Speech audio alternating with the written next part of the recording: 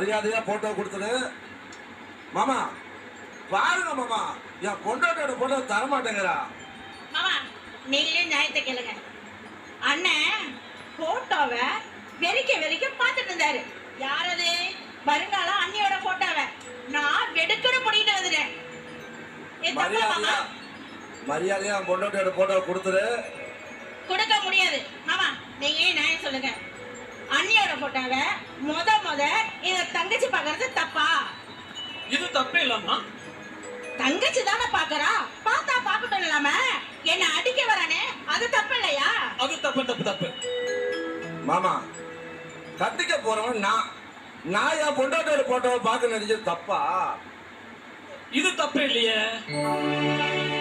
கட்டிக்க போற அண்ணன் பார்க்கறதுக்கு அறிவு இல்லாம என் பொண்டாட்டோட போட்டோ புடிங்கிறது தப்பா இல்லையா? இது தப்புதாப்பா.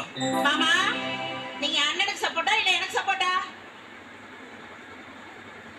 ஏமா, நான் 2 பேத்துக்குமே நான் தானே தாய் மாமன். உங்க 2 பேத்துக்கும் நான் தான் சப்போர்ட் பண்ணணும். மாமா நீங்க அண்ணனுக்கு சப்போர்ட் பண்ணீங்கன்னா மாமா மகளை கல்யாணம் பண்ணிட்டு உங்களை அம்போட விட்டுவாரு. அப்புறம் பாத்தீங்க நான் தான் உங்களை காப்பாத்துவேன். அடி கழுத.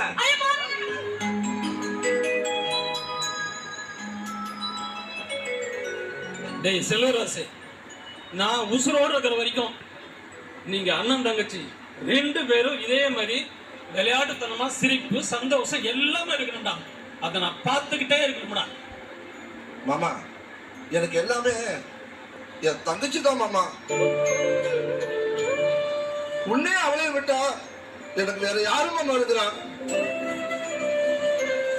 அவ கண்ணுல கண்ணீர் வந்தா என்னால தாய்க்க முடியாது. என் தங்கச்சியோட சந்தோஷத்துக்காக நான் எதையும் செய்வேன்.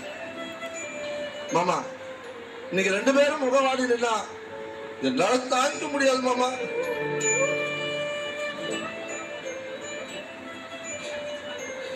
என்ற தங்கச்சி மகனி, நீ எங்களை தங்கமா தாங்கிக்கிறப்போ நாங்க என்ன கவலைப்படணும்?